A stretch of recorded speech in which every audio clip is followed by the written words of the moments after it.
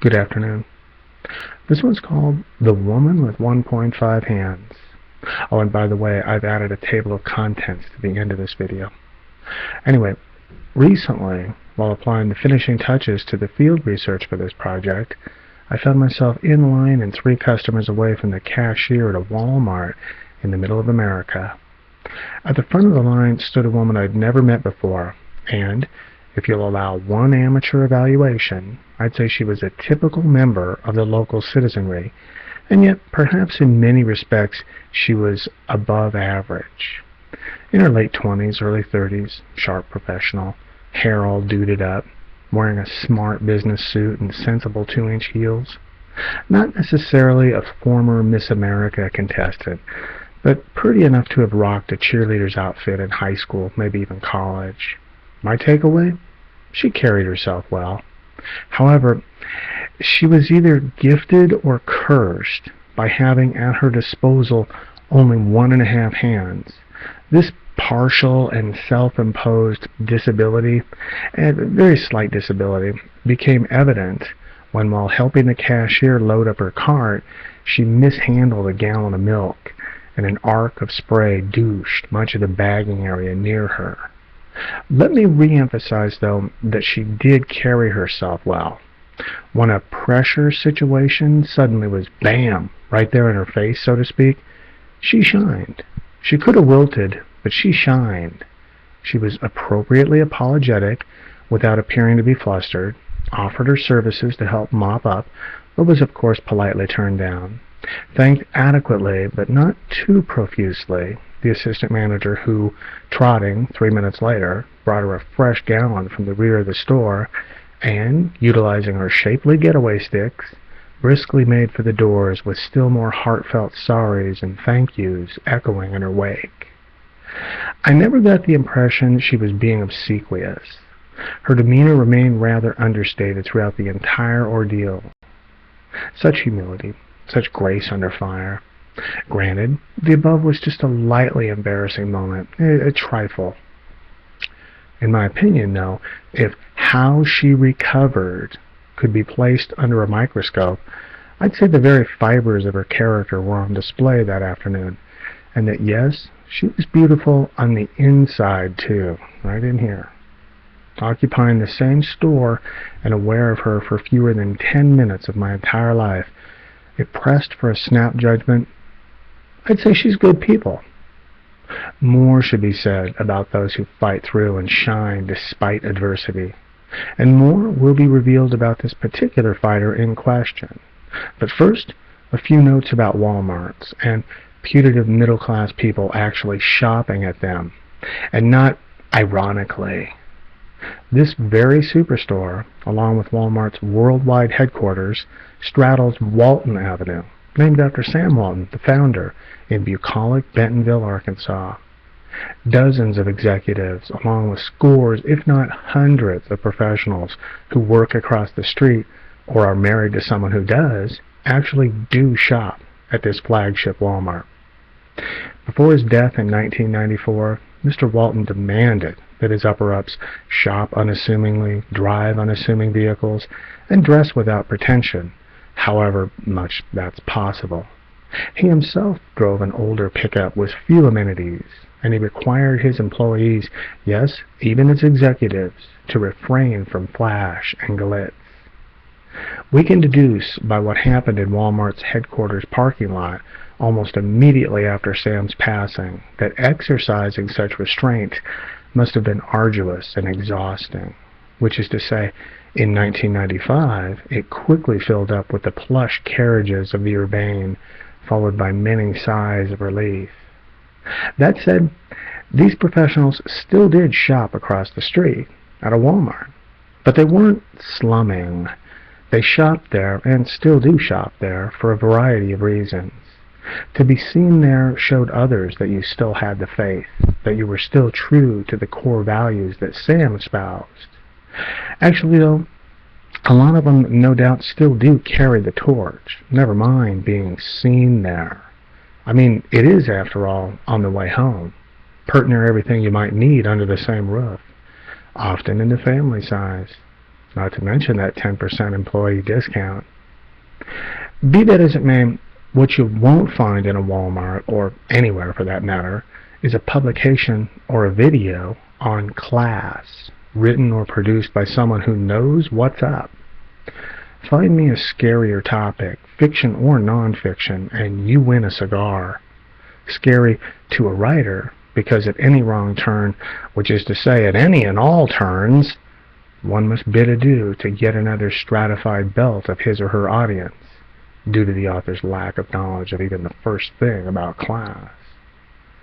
So it's a good thing this work of nonfiction doesn't focus on class. Forgive if it sporadically pitches a tent near the tree line of that unclimbable or unassailable mountain, and in so doing irritates or exasperates.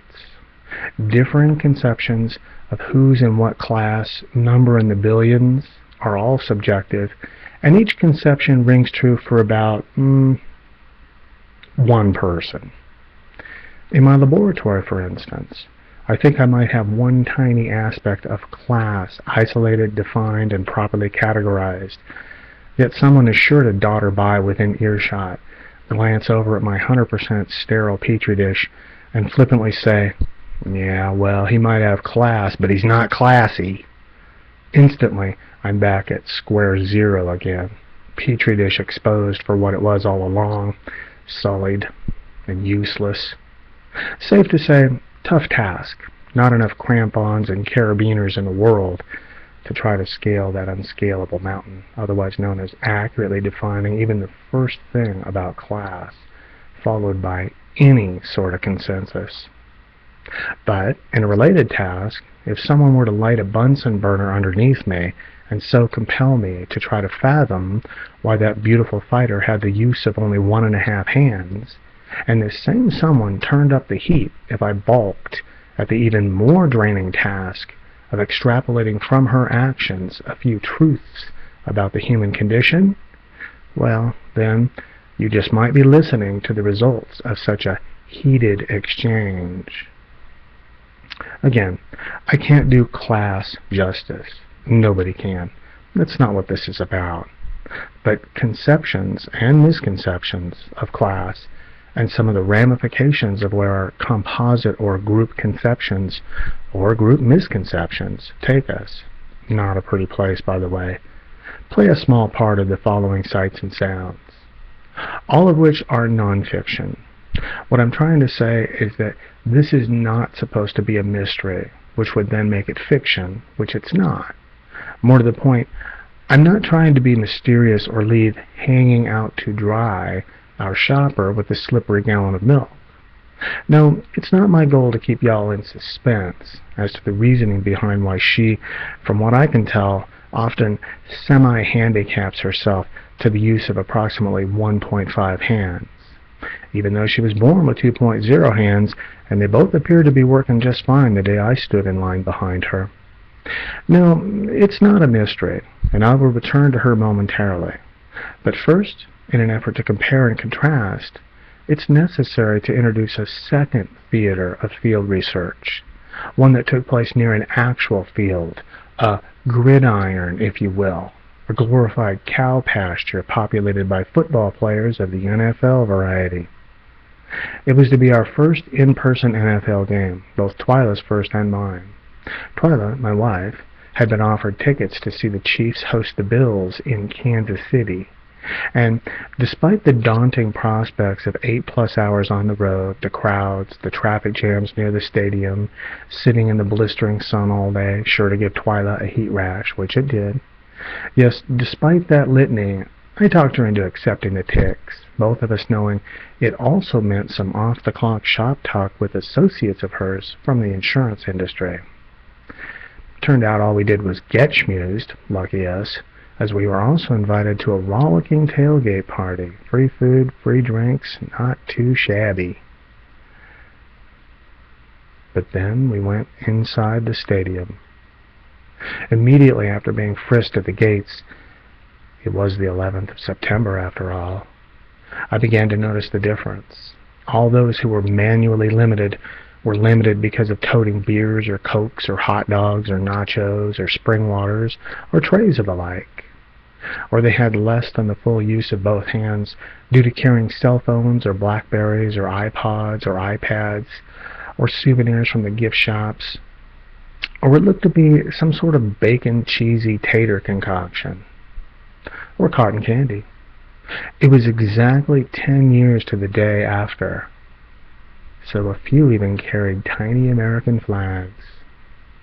Otherwise, everybody whose arms I glanced at were connected to two empty hands, which is to say, none were holding the same objects that, because they were being held, were a contributing factor to the spilling of that dairy product at my local Walmart. That's right, I neither saw nor heard a single person carrying nor shaking his or her keys after Twila and I got our complimentary $100 tickets scanned at the gate and during the remainder of our time inside the ballpark. If you're guessing that's because after entering the stadium, everyone was at least a few hundred yards away from his or her vehicle, and neither in the process of locking nor unlocking it, you're partially correct. Consider, though, how far away from her vehicle the milk spiller was. Though she carried herself well, and carried her keys, was she about to lock or unlock, well, anything that had a lock on it, while she helped load up her grocery cart? No. Obviously, there are similarities between these two events. Both took place in buildings or structures capable of feeding and selling merchandise to large numbers of people, and both took place in the afternoon. Both were combo indoor/outdoor events. The concourses, restrooms, and the $250 a pop luxury seats were indoors. Most everything else, like when you were in the parking lot or watching the game from the $70 or $100 seats, took place outdoors. Though its lawn and garden department is sometimes windy and rainy, technically making it outdoors, and of course its parking lot is outdoors, the Bentonville Walmart is a place where most of its customers spend most of their visit indoors. More comparisons on the way, but first here's an overview. What I like to do is set up a number of petri dishes and then whittle away at what clutters and otherwise shields, inhibits, or maybe even discourages viewers from seeing some of the directional arrows between cause and effect in those dishes and as they relate to these two events. In other words, after delineating as many variables as I can think of that might be pertinent to both the game and the splash, I'd like to set aside as many dishes with lurking variables in them as I can think of, and then wind up with only two petri dishes. One dish will have in it crowds of eyewitnesses, security personnel, security cameras, daylight, the absence of alleys, the absence of overgrown serpentine jogging trails, the absence of hiding places like bushes, the absence of dark, winding, claustrophobic parking garages, and the reason many constantly hold and or shake their keys at one venue.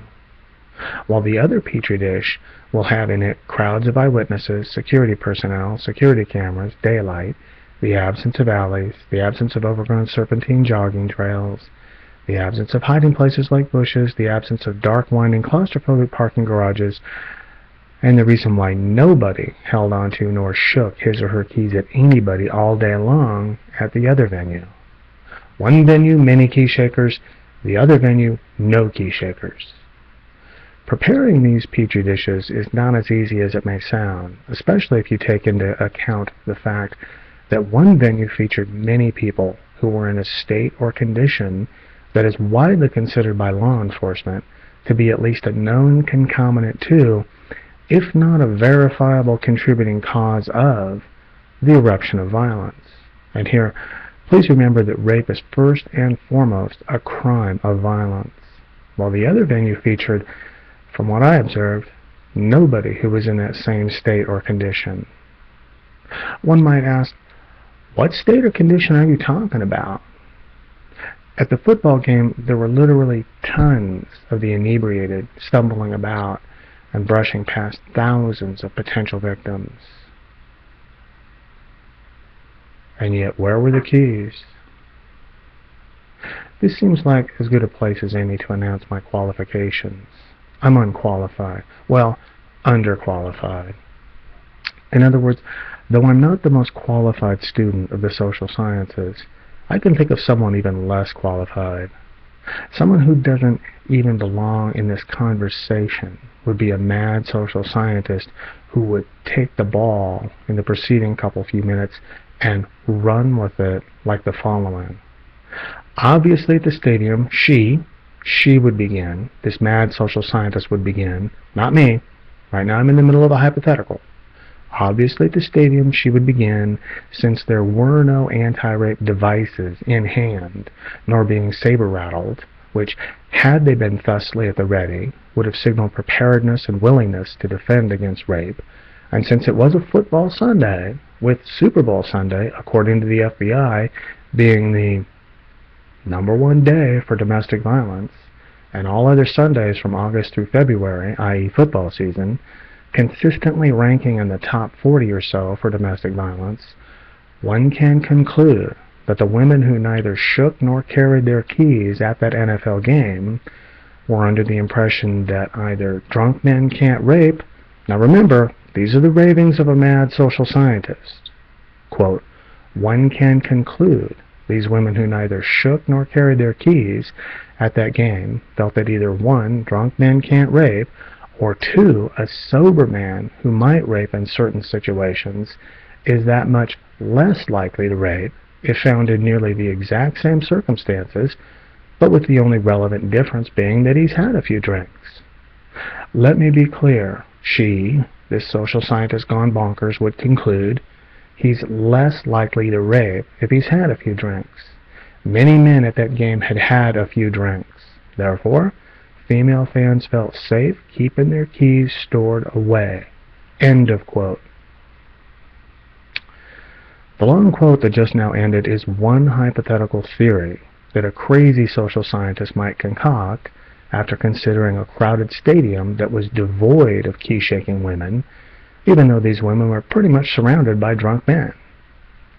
Why I'm heavily emphasizing the hypothetical nature of this comparison is best illustrated by something out of Shakespeare, specifically his "kill all the lawyers first" directive or admonition.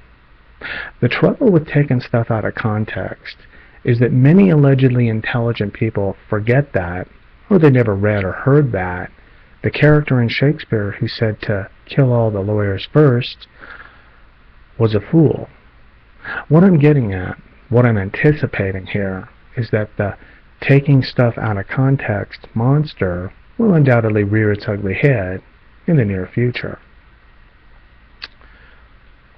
To those disheartened by this certainty, be reassured by the fact that only someone with an axe to grind would try to twist around another person's words into something they're not. Only someone with quite the agenda would edit and mash what I have to say and make it into something else. My words, the totality of the words in these videos, have one main goal: to empower all women and men with many tools and strategies aimed at eliminating all actual rape. And these men, pretty much these are fathers who don't want their daughters to get raped.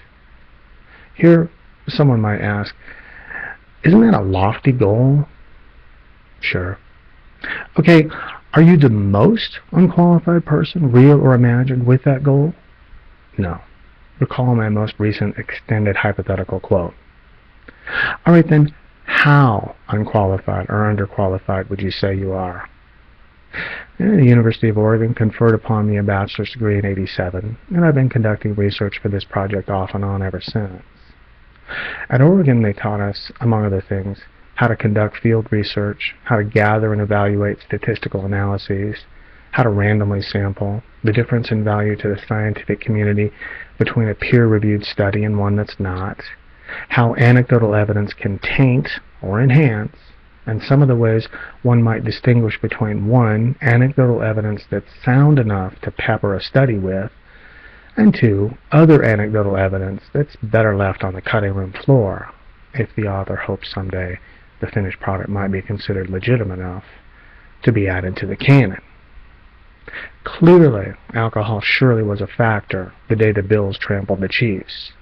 However, this dissimilarity between our two petri dishes, one has alcohol, one doesn't, is a distinction that I'm convinced had to have been overshadowed or outweighed by one or more other factors. And I'll get to these other factors post-haste. First though, a bit of subtotaling. I began winding up this introductory video by outlining similarities between the two events. Then I just broached, just barely, the dissimilarity that I'll be calling alcohol or consumption of alcohol, which I'll soon expand along with many other dissimilarities. Here one might ask, why didn't you just jump right into discussing all these dissimilarities, or well, introduce them all? I didn't want to do that because, as you'll see, there's a lot more ground to cover when examining these dissimilarities. And it became glaringly evident as I started fleshing out my reams of data that a preliminary discussion of definitions, and sometimes competing definitions, was in order. For example, earlier I waxed metaphorically with my use of petri dishes. People don't actually stand in petri dishes. Neither is it possible to gander at someone's character utilizing a microscope. But recently, such was spoken, and, to avoid confusion, perhaps needed many double quote marks. As if that weren't enough, it soon became readily apparent that other terms in this needed to be wrapped in double quotes even more so. For instance, I needed a way to distinguish between a real potential rapist, that's without quotes, and a potential rapist, with quotes, and reassure how I'm trying to do so while not stepping on anyone's toes, and while trying to decrease the number of women who actually get raped. And I needed to do so without a plethora of air quotes filling up your screen. Hence, I decided it was time to clarify some terms. In Part 3, I'll return to analyzing as many relevant dissimilarities as I can think of between the two main venues or happenings, both of which function adroitly as microcosms that, when viewed or considered together, illustrate a disturbing trend in human interaction, the reversal of which is a secondary goal of the woman with 1.5 hands. Now, about that table of contents. This project is comprised of 4 sections. The more anecdotal or personal parts, which consist of this one and the next 2. Then the more statistics-oriented parts, which run from parts 4 through 9, in which I take stats, mostly gathered by feminists, and show how their numbers can paint an almost completely different picture from the one they want you to look at, and that's, by the way, without changing any of their numbers, just showing a different way of how to look at their exact numbers. Followed by the more Durkheimian parts of this project, parts 10 through 20, wherein I parse Emile Durkheim's most famous book and find numerous parallels between his topic and rape prevention. Finally, I wrap things up in Part 21, which, as it stands now, is the final video of this project, though a few more ideas may come to me, in which case they'll appear in a 20-second video. Next time, Part 2, or definitions.